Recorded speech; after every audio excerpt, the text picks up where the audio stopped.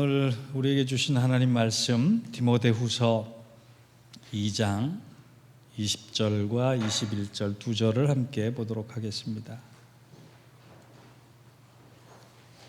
두 절이니까 한 목소리로 함께 받들어 읽겠습니다. 큰 집에는 금그릇과 은그릇뿐 아니라 나무그릇과 질그릇도 있어 귀하게 쓰이는 것도 있고 천하게 쓰는 것도 있나니 그러므로 누구든지 이런 것에서 자기를 깨끗하게 귀히 쓰는 그릇이 되어 거룩하고 주인 쓰심에 합당하며 모든 선한 일에 준비함이 되리라.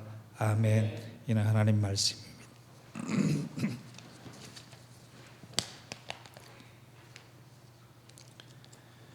이런 말이 있어요. 아무것도 아닌 일에 재밌으면 우정, 아무것도 아닌 일에 설레이면 사랑, 아무것도 아닌 일에 짜증나면 부부. 왜 부부끼리는 그렇게 되는지 또 알다가도 모를 일입니다. 짜증과 불만이 많은 사람을 향해서 넌 왜 이렇게 그릇이 작아? 라고 하는 얘기를 가끔 우리가 할 때가 있어요. 여기서 그릇이 작다라고 하는 건 그 사람의 마음의 크기가 작다라고 하는 얘기입니다. 오늘 사도 바울은 사람에 대해서 그릇이라고 하는 비유를 써가면서 무엇인가 말하기를 원하고 있어요. 그것도 아주 간절한 심정으로 말하기를 원합니다. 왜 그가 간절한 심정으로 말하기를 원하는가를 알 수 있냐 하면 오늘 우리가 본문으로 읽은 디모데후서는요, 주후 66년경에 사도 바울이 마지막으로 쓴 편지입니다. 자기의 죽음을 예감하고 자기의 30년 사역을 마감하면서 마지막 심정, 마지막 글로 기록한 책이기 때문에 그의 마음은 간절할 수밖에 없어요. 절실할 수밖에 없어요. 더군다나 자신의 믿음의 아들이요 사역의 후계자인 디모데가 에베소 교회에서 어렵게 목회한다는 얘기를 듣고 그 에베소 교회와 디모데를 향해서 최후의 당부를 하고 있는데 유언하는 심정으로 하고 있단 말이에요. 그러니까 우리가 디모데후서를 읽으면서 그냥 편한 심정, 그냥 일반 서신을 읽는 것처럼 읽지 말고 사도 바울의 마지막 유언이다라고 생각해서 읽으면 그 간절함이 우리 안에 다가올 수 있단 말이에요. 실제로 사도 바울은 이 편지를 남기고 그 다음에 순교합니다. 하나님의 계획과 걸음을 알고 있었던 그로서는 오늘 한 절 한 절, 한마디 한마디가 절규하는 심정으로 하나님 앞에 고백하며 성도들 앞에 전언할 수밖에 없었다. 그런 의미에서 그가 얘기하는 그릇이라고 하는 것을 우리는 오늘 좀 절절한 심정으로 받아들여야 할 필요가 있습니다. 하나님께서는 사도 바울의 이 절절한 심정을 통해서 우리를 그릇이라고 표현하는데 이 본문을 가지고 여러분 설교 많이 들으셨을 거예요. 그렇다면 한 해를 보내는 마지막 달에 대림절 첫째 주일을 맞이하면서 나는 과연 어떤 그릇이 되어야 하나? 내 마음은 어떤 마음으로 이 그릇을 닦아야 하나라고 하는 이 마음으로 여러분 오늘의 말씀을 함께 나눴으면 좋겠습니다. 본문의 교훈은요, 첫 번째, 한 번 주어진 인생 귀히 쓰여지는 그릇이 되라 이렇게 당부하고 있는 거예요. 20절을 한번 보겠습니다. 20절에는 큰 집에는 금그릇과 은그릇뿐 아니라 나무그릇과 질그릇도 있어 귀하게 쓰는 것도 있고 천하게 쓰는 것도 있나니, 보통 이 구절을 이해할 때요, 사람의 운명은 정해져 있다, 사람의 신분은 정해져 있다 이렇게 운명론적으로 받아들이기 참 쉽습니다. 누구는 금그릇 같고 누구는 은그릇 같고 누구는 나무그릇 같고 누구는 질그릇 같고 뭔가 정해져 있는 것 같은, 인생이라는 게 금수저, 은수저 따로 있듯이 그 사람의 인격과 성품과 삶의 금그릇 은그릇 따로 정해져 있으니까 뭐 노력해도 넘사벽 넘을 수 없는 한계가 있을 것이다 라고 생각하기 쉽단 말이에요. 20절만 보면 그래요. 내가 아무리 애를 쓰고 수고하고 눈물 흘리고 땀 흘려도 내가 정해진 그릇이 되어 있기 때문에 나는 내 인생을 바꿀 수 없다라고. 근데 여러분 21절을 보면 우리의 생각이 좀 달라질 수 있어요. 21절 한번 보겠습니다. 21절에 이렇게 되어 있어요. 그러므로 누구든지 이런 것에서 자기를 깨끗하게 하면 귀히 쓰는 그릇이 돼요 라고 되어 있어요. 된다라고 하는 건 만들어져 간다라고 하는 거예요. 변할 수 있다라고 하는 거예요. 전에는 아니었는데 지금은 그렇게 될 수 있다라고 하는 가능성과 소망을 말씀하는 거예요. 그러므로 여러분, 내 인생이 지금까지 금그릇이 아니었도, 은그릇이 아니었어도, 가치 있게 보이는 그릇이 아니었어도 무언가 가능성과 소망을 가지고 하나님 앞에 귀히 쓰는 그릇이 될 수 있다. 이것이 오늘 본문의 교훈이란 말이에요. 나무는 그릇은요 네 가지의 그 과정을 통해서 그 가치가 결정이 됩니다. 첫째는 무엇으로 만들어졌느냐.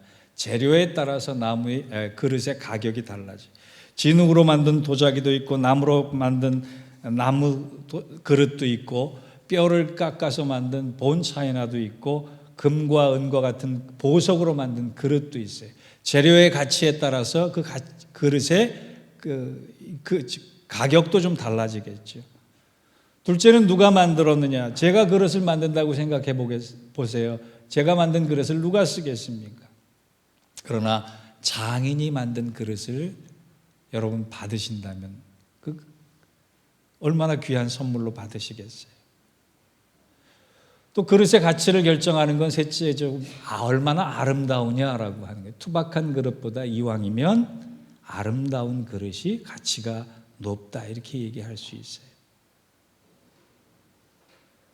또 하나 그릇의 가치를 결정하는 건 그 그릇 안에 무엇을 담고 있느냐가 그 그릇의 가치를 결정합니다. 개에게 밥을 주면 개밥 그릇밖에 안 돼요. 그런데 그릇 안에 보석을 담아두면 보석함이 되는 거예요.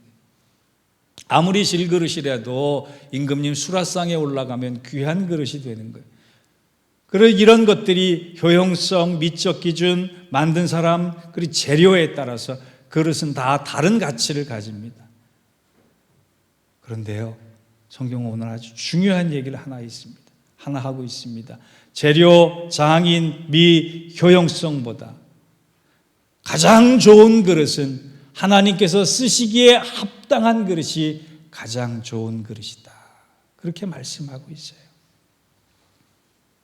여러분, 저나 여러분이나 한 번 살 수밖에 없는 이 인생, 이왕이면 금그릇이 되려고 하는 것보다, 은그릇이 되려고 하는 것보다, 나무그릇이 되려고 하는 것보다, 질그릇이 되려고 하는 것보다 하나님 쓰시기에 합당한 그릇으로 내 거룩한 소원을 만들어가는 것이 얼마나 아름다운 거겠어요. 옛날에요, 반평생을 바다에서 보낸 늙은 선장 한 사람이 있었는데 이 선장의 성격이 아주 괴팍했다 그럽니다. 선원들은 뿐만이 아니라 동료 주위 선장들도 아주 함부로 이 사람과 가까이 말 한마디 섞기가 어려울 정도로 아주 이렇게 성품이 괴팍했던 사람이 하나 있었는데 이 사람이 삶의 끝자락에 어느 한순간부터 많이 달라져서 관대해지고 넉넉해지고 여유로워지고 그리고 사랑이 많아졌다라. 세상의 모든 사람이 변해도 그 사람만큼은 안 변할 거라고 생각했는데 이 사람이 변했단 말이에요. 그래서 임종을 앞둔 이 선장에게 친구가 찾아가서 이렇게 물어봤대요. 거친 삶을 살아온 당신이 변할 것이라고 생각을 안 했는데 어떠한 계기가 당신을 그렇게 변하게 만들었느냐. 내가 변한 것은 사실인데 내가 변하게 된 일이 하나가 있었다. 내가 배를 타고 어느 날 운행을 하고 있는데 저쪽 조그만 배 하나가 난파를 해서 그 배에 사람들이 있는 것 같아서 구하러 갔는데 마침 세 가족이 타고 있다가 자기가 그 세 가족을 구조하게 됐다 그래요. 구조받은 아내가 하나님께서 구해 주실 줄 알았다고 우리 선장에게 감사를 하면서 하나님께 감사 기도를 드리는 동안에 잠깐만 내 어린 딸을 맡아달라고. 어린 딸을 맡아서 아이를 데리고 있는 동안에 이 어린 아이가 당신이 하나님이세요? 라고 물어보더라는 거예요. 하나님께서 구해 주실 줄 알고 기도하고 있었던 부모가 있었기 때문에 누군가 나타나서 구해줬는데 이 어린 딸은 이 선장이, 늙은 선장이 하나님인 줄 알고 당신이 하나님이세요? 라고 물어봤더니 그랬더니 기도하던 아내가 구조받은 아내가 이렇게 대답을 했다는 거예요. 얘야, 아니야. 그분은 하나님이 아니라 하나님께서 쓰시는 사람이야. 그 말 한마디에 자기 인생을 돌아보면서 내가 여지껏 누구에 의해서 쓰여졌는지 모르는데 마지막 순간에 하나님에 의해서 쓰여졌다라고 하는 걸 알게 되면서 내 인생은 바뀌어야겠다라고 생각을 했고 내 인생 바뀌면서 내 소원도 바뀌었고 내 삶도 바뀌었고 내 관계도 바뀌었다. 여러분, 누구에 의해서 여러분의 삶이 쓰여지기를 소원하십니까? 여러분 자신에 의해서 여러분의 삶이 쓰여지길 원하십니까? 아니면 다른 사람의 소원에 의해서 여러분이 쓰여지기를 원하십니까? 아니면 하나님께서 여러분을 쓰시기를 원하십니까? 성경에는요, 많은 사람들이 등장을 하지만 하나님께 쓰임받은 사람이 있는 반면에 하나님께 쓰임받지 못한 사람이 있어요. 여러분, 모세와 삼손과 사무엘과 다니엘과 다윗의 길을 걸어가시겠습니까? 아니면 헤롯과 빌라도의 길을 걸어가시겠습니까? 대림절 기간 여러분 안에 거룩한 소원이 일어나길 원합니다. 주님, 내 인생 얼마 남아있을지 모르지만 하나님에 의해서 귀히 쓰여지는 인생이 되기를 원합니다. 이 소원이 저와 여러분의 소원이 되기를 주의 이름으로 부탁합니다. 두 번째, 오늘 본문이 얘기하고 있는 것은 쓰여지기 위해서 그렇다면 무엇을 해야 할 것인가 준비하는 그릇이 되라는 거예요. 21절 하반절을 보면 주인의 쓰심에 합당하며 모든 선한 일에 준비함이 되리라. 저는 말씀을 묵상하다가요, 이 준비라는 단어가 제 가슴 앞에 팍 와닿았어요. 실제로 우리 교회를 방문하시는 분들이요, 공통적으로 하는 말씀들이 있어요. 그게 뭐냐? 예인교회는 굉장히 가능성이 많은 교회고 예인교회는 언젠가는 분명히 크게 쓰임받을 교회라는 거예요. 그 말을 들으면 사실 담임 목사 입장에서 기분이 참 좋습니다.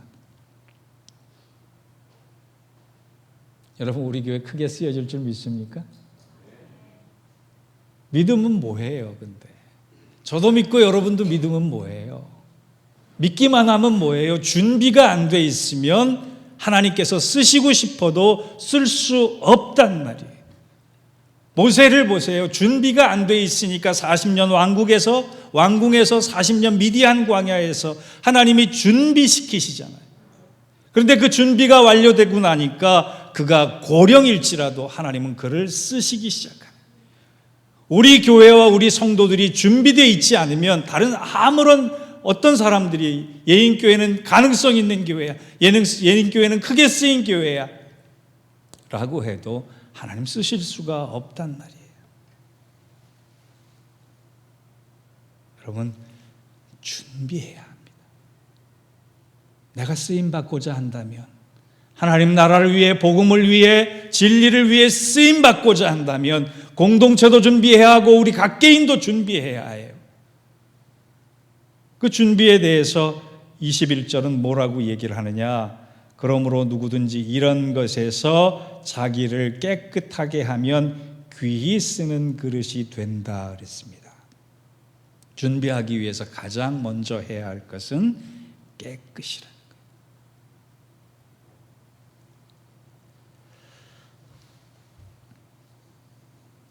여러분, 교회 일은요, 실력으로 하는 게 아니라 변화된 성품으로 하는 거예요. 교회 일은요, 익숙한 내 재주로 하는 것이 아니라 하나님께서 허락하신 은혜로 하는 거예요. 그러려면 변화된 성품과 하나님 준비하시고 예비하시고 쏟아부어 주시는 은혜를 경험하려면 내 자신이 깨끗해져야 돼. 한 번의 경험을 통해 깨끗해질 수는 있어도 우리는 너무 자주 오염되고 삽니다. 교회 안에서 1시간은 깨끗해질 수 있어요.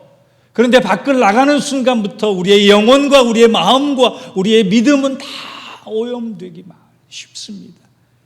신앙생활은요, 자전거 타기와 똑같은 것 같습니다. 열심히 페달을 밟지 않으면 그 순간에 넘어지는 것이 신앙생활이에요. 오늘 깨끗하라라고 하는 단어 카타로스는요, 히브리어 자크와 바르에서 유래된 것인데 이것은 대립이라고 하는 단어예요. 대립이라고 하는, 하나님과 대적하고 있는 내가 겸손으로 바뀌는 거예요. 그것을 깨끗이라고 표현한 겁니다. 하나님과 적대적인 마음으로, 하나님과 적대적인 생각으로, 하나님과 적대적인 언어로 살아왔던 내가 하나님 앞에 거꾸로지고 거꾸로져서 겸손해지는 그 상태를 깨끗이라고 얘기하는 거예요. 여러분, 그 깨끗하게 될 때요, 한순간에 노력 가지고 될 것 같습니까? 아닙니다. 부단히 노력해야 돼요. 저는 내년에 우리 교회가 크게 쓰임받기를 원합니다. 여러분, 크게 쓰임받는 성도가 되기를 원합니다. 그렇다면 자전거에 페달을 밟듯이 우리 많은 것이 변해야 돼요. 우리의 예배도 달라져야 하고, 우리의 말씀도 달라져야 하고, 우리의 기도도 달라져야 하고, 우리의 봉사도 달라져야 하고, 우리의 헌신도 달라져야 하고, 우리의 찬양도 달라져야 돼요. 깨끗하려고 하는 이 노력, 부단한 눈물, 여러분, 기도도 땀에 젖은 기도, 눈물에 젖은 기도는 다른 거예요. 지금과 달라지지 않으면 우리는 쓰여질 수 없는 그런 안타까운 상황이 될 수도 있다라고 하는 거예요. 우리 장로님도 기도하셨지만 올해 우리가 참 많은 일들을 겪었습니다. 어떻게 보면 고난이기도 하고 어떻게 보면 시험이기도 해요. 여러분들이 계셨기 때문에 제가 이 자리에 서 있기도 합니다. 그건 참 감사거리예요. 그런데요, 우리가 이 시간들을 겪으면서 한 가지 깨달아야 할 것이 있어요. 하나님이 그 많은 일들을 통해 우리가 깨끗해지기를 원하신다는 거예요.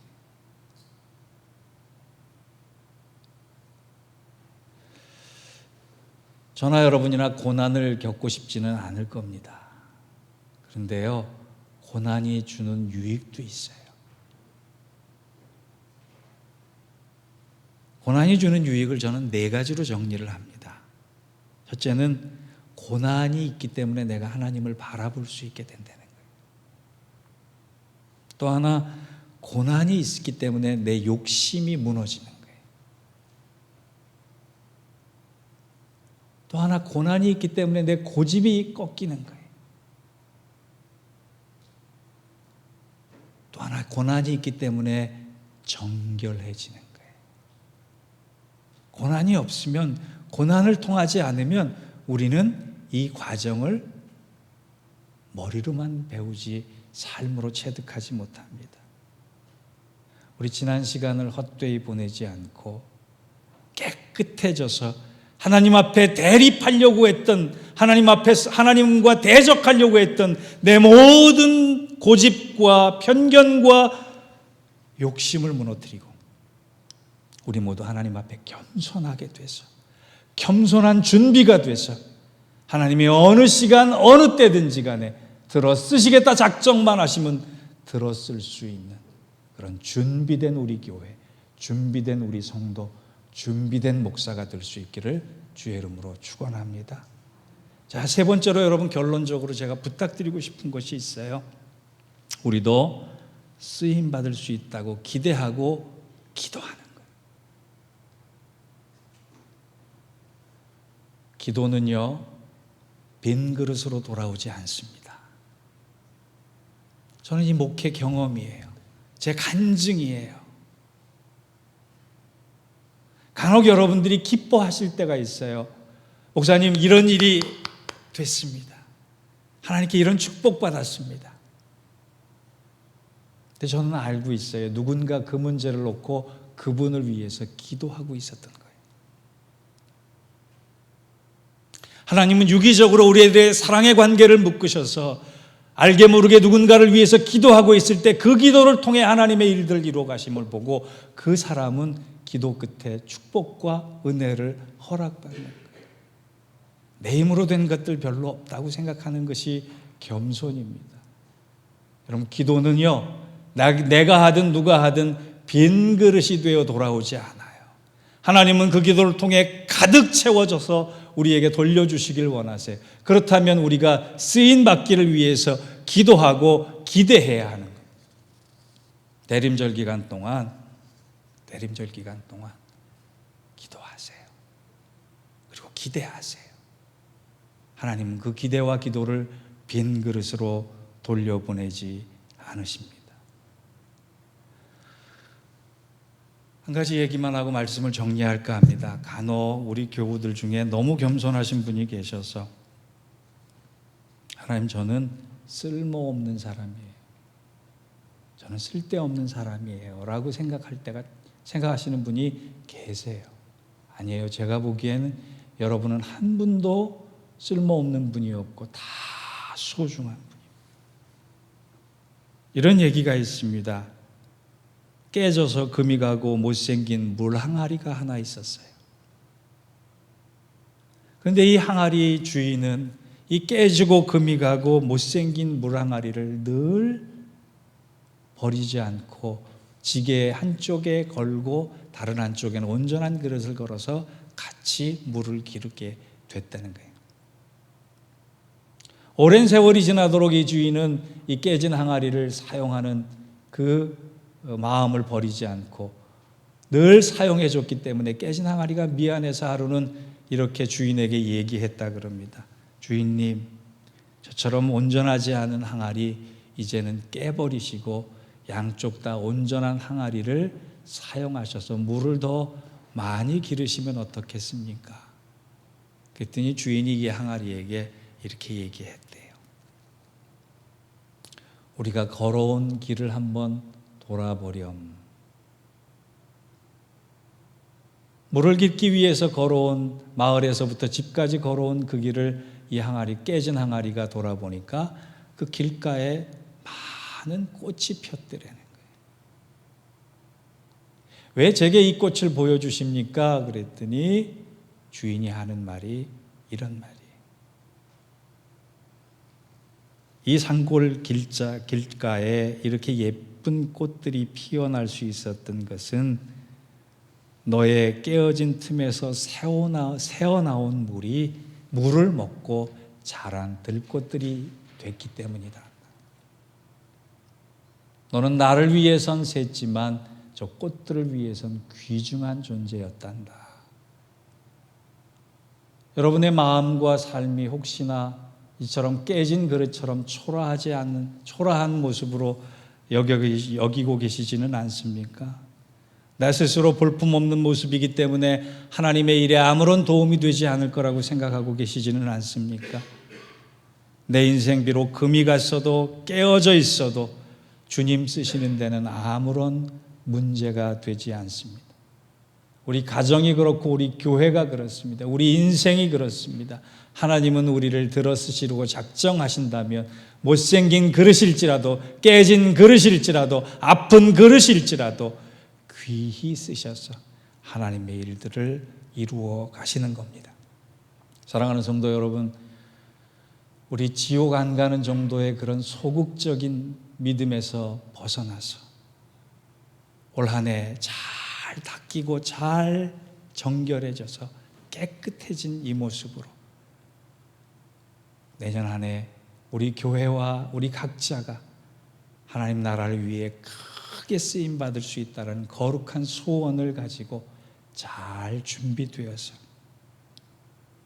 하나님의 은혜 가운데 크고 바르고 합당하게 쓰임 받는 은혜를 덧입는 저와 여러분 되시기를 주의 이름으로 축원합니다. 기도하겠습니다. 하나님 감사합니다. 귀히 쓰여지는 인생 되기를 원합니다. 쓰여지기 위해 준비되는 인생 되기를 원합니다. 그렇게 되기 위해 기대하며 기도하기를 원합니다. 대림절 이 기간에 그러한 기대와 기도를 가지고 주님 앞에 서서 잘 준비되어 내년 한 해 크게 쓰임 받을 수 있는 우리 교회가 되게 하시고 우리 인생이 되게 하여 주옵소서. 예수님의 이름으로 기도하옵나이다. 아멘.